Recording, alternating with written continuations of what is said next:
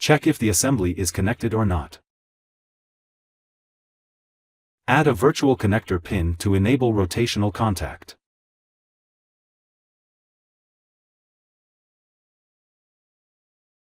The next step is to define shock absorbers by creating designated spots for them.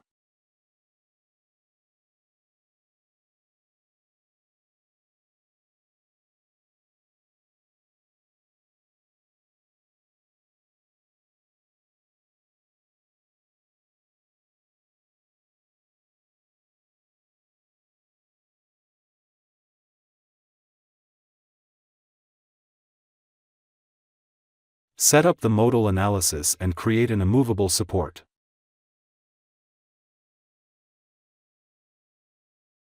Run analysis.